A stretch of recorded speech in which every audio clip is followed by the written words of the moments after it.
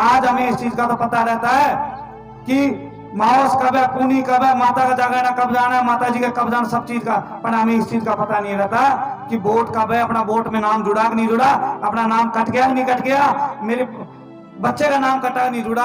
अपन को ये चीज का ध्यान रखते, मेरा बीपीएल में नाम जुड़ा नहीं जुड़ा, मेरे बेटे का जुड़ा नहीं जुड़ा, मेरे बेटे बहुओं का नाम जुड़ा नहीं जुड़ा। हमें इन नामों से जोड़ने के बजाय हमें बीपीएल की जगह, भिखारी परिवार के लाइसेंस की जगह हमें एपीएल परिवार की हमें ध्यान देना होगा। सभी लोगों से मैं एक ही बात कहना चाहूंगा कि हम गांव गांव ढाणी ढाणी बाबा साहब की जयंती तो मनाने लग गए हैं, बाबा साहब की मूर्तियां तो लगाने लगे हैं, घर घर में फोटो लगाने लगे हैं, ब्याह शादियों में कार्ड छपाने तो लग गए हैं। क्या इन सब को करने के बावजूद भी हम क्या बाबा साहब की बातों को पूर्ण रूप से अनुसरण कर पा रहे हैं? कितने लोग हैं जो बाबा साहब के द्वारा बताए हुए रास्ते, उनकी बताए उपदेशों पे हम चल रहे हैं? बाबा साहब की उंगली का इशारा, कितने सारे लोग हैं बैठे हैं जो जानते हैं कि इस उंगली का इशारा उनका क्या था?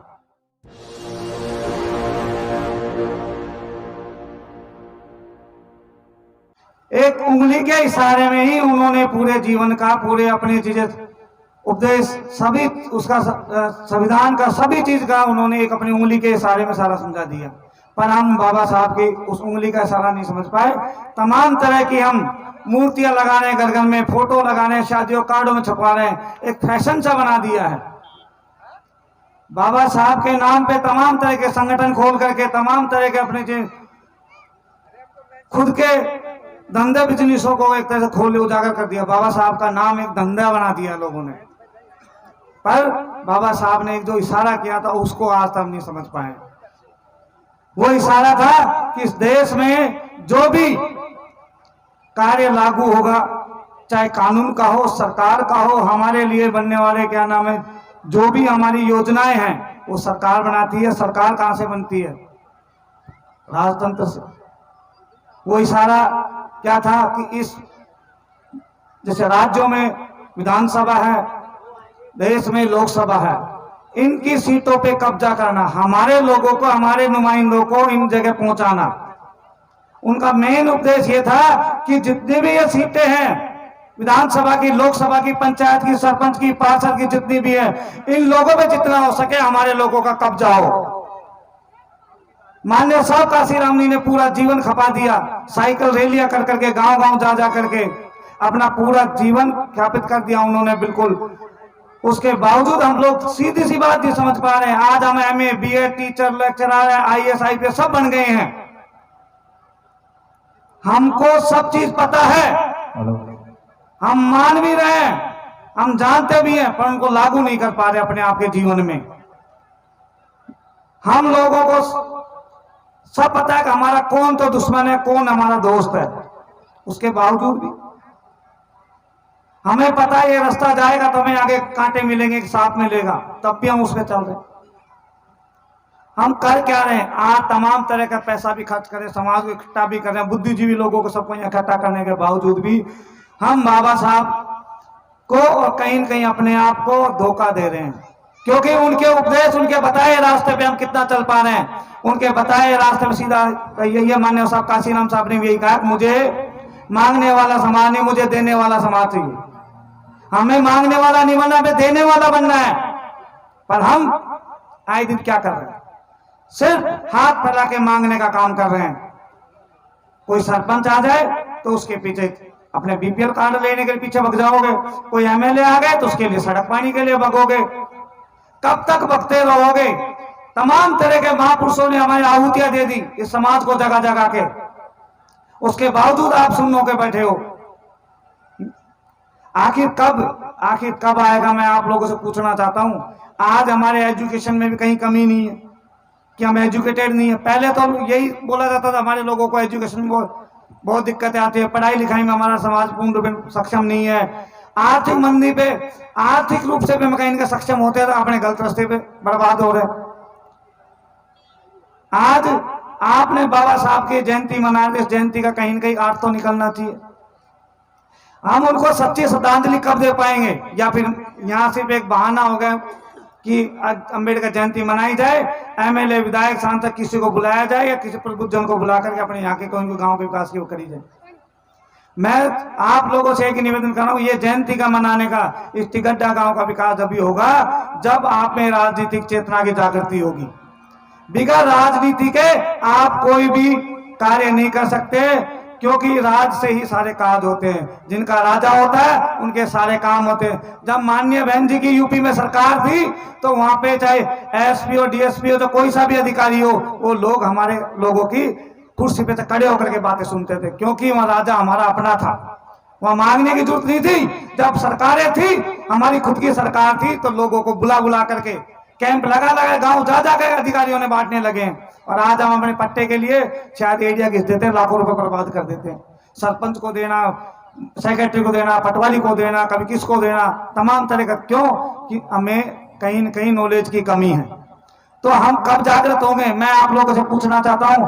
आज हमें इस चीज का तो पता रहता है कि माओस कब है, पूनी कब है, माता का जागरण कब जाना है, माता जी का कब जाना, सब चीज का, पर हमें इस चीज का पता नहीं रहता कि वोट कब है, अपना वोट में नाम जुड़ा कि नहीं जुड़ा, अपना नाम कट गया नहीं कट गया, मेरे बच्चे का नाम कटा नहीं जुड़ा। अपन को ये चीज का ध्यान रखते हैं, मेरा बीपीएल में नाम जुड़ा नहीं जुड़ा, मेरे बेटे का जुड़ा नहीं जुड़ा, मेरे बेटे बहुओं का नाम जुड़ा नहीं जुड़ा। हमें इन नामों से जोड़ने के बजाय हमें बीपीएल की जगह, भिखारी परिवार के लाइसेंस की जगह हमें एपीएल परिवार की हमें ध्यान देना होगा। अमीर परिवार के लाइसेंस बनने की सोच रखो बीपीएल परिवार के लाइसेंस की जगह। पर हमारे लोग क्या करते हैं, बीपीएल के चक्कर में पड़े रहते हैं। जिसका एक का बीपीएल कार्ड बन गया, चाहे वो पंचायत में इतनी सारी योजनाएं हमारे लोगों के लिए आती हैं, एससी के लिए तमाम तरह की योजनाएं सरकार ने दे रखी हैं, पर क्या किसी को पता है? कितने लोग हैं कि जो पंचायत में जाकर के अपने गांव के, अपने विकास की तो पता है हमारे गांव में कितना बजट आ रहा है, कितने सरकार हमारा बजट दे रही नहीं दे रही है। पर सब लोगों को घर में चाहिए, फ्री का चाहिए, बिल्कुल कोई मेहनत नहीं करना चाहता। आप लोगों से मैं एक ही निवेदन करना चाहूंगा, बाबा साहब की जयंती हो, माननीय साहब काशीराम साहब की जयंती हो, चाहे माननीय साहब काशीराम साहब का मिशन, बाबा साहब का मिशन हम जब भी पूरा कर सकते हैं जब हमारी कहीं न कहीं राजनीति में भागीदारी होगी। आप ये सोचिए, बांदीकुई विधानसभा में हमारे 50 से 55 हजार वोट हैं। 50 से 55 हजार वोट होने के बावजूद भी हम यहाँ का राजा बनने की कभी नहीं सोच सकते।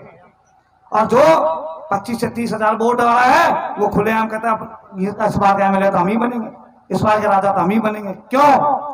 हमें इस चीज पे गौर करना पड़ेगा, हमको इस चीज पे ध्यान देना पड़ेगा कि जब ये 25 हजार वाला सोच सकता है तो हम क्यों नहीं। माननीय साहब काशीराम साहब ने भी कहा था कि जिसकी जितनी संख्या भारी उसकी उतनी हिस्सेदारी। संख्या तो हमारी भारी है, पर क्या उसके अकॉर्डिंग हमें हिस्सेदारी मिलती है क्या? हमें हमारी हिस्सेदारी क्यों नहीं मिल रही? क्यों हम छोटे छोटे तमाम छोटे छोटे लालचों में कहीं न कहीं खो जाते हैं। हमें इस लालचीपन से बाहर निकल के आना होगा, तभी हमारा उद्धार होगा। आप ये सोचते हो कि हमारे आने वाला भविष्य बहुत सुंदर सुनहरा होगा, हमारे आने वाले बच्चों का भविष्य बहुत सुंदर होगा। आप ये देखिए, माननीय साहब काशीराम साहब इस देश के सबसे बड़े नायक हैं।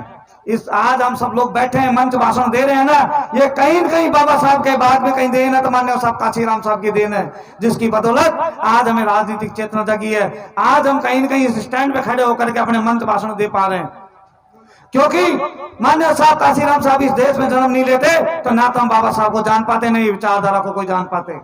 पर कभी किसी ने माननीय साहब काशीराम साहब की जीवनी को पढ़ने की कोशिश करी, माननीय साहब काशीराम साहब ने जिस मूवमेंट को बनाया उस मूवमेंट को कभी जानने की कोशिश करी, उस मूवमेंट के लिए किसी ने लगने की कोशिश करी। एक लहर आई थी बीच में, एक बांदीकुई विधानसभा में माननीय साहब काशीराम साहब का मिशन बहुत फल फूल रहा था। हम छोटे छोटे थे तब जाकर बहुत मिशन फल फूल रहा था, पर आज बल्कि उस समय शिक्षा का प्रचार कम था, पर जैसे ही आज शिक्षा का प्रचार कहीं कहीं बढ़ा है, हमारे तमाम युवा साथी लोग, हमारे नौकरी पेशा में अच्छे अच्छे लोग उसमें बने हैं, उसके बावजूद बल्कि वो मिशन तो खत्म होता ही जा रहा है। क्यों?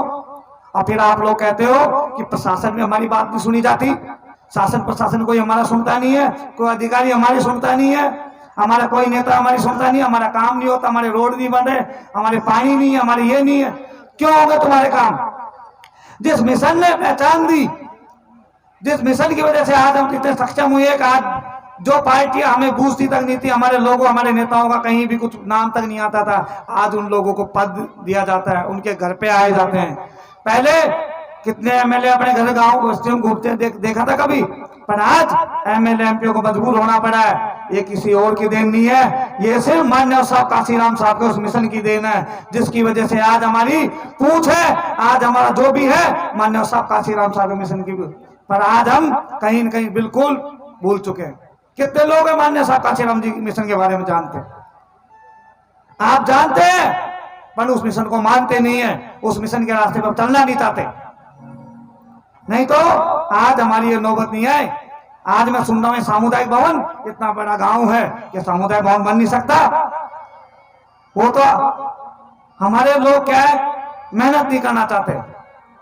आज इस बांदीकुई में तमाम तरह के, मैं कई बार सुनता हूं, आज हमारे अधिकारियों का ट्रांसफर कभी किसका क्या क्यों हो रहे हैं, आज हमारे समाज की जितनी मांग क्यों जा रही है, इनको मजबूर कर दिया माननीय साहब काशीराम साहब के मिशन ने, जो आपके द्वार आना पड़ गया। नहीं, हमें उनके द्वारों पर ढोक लगानी पड़ती थी, न कि उनको हमारे द्वारों पर आना पड़ता था।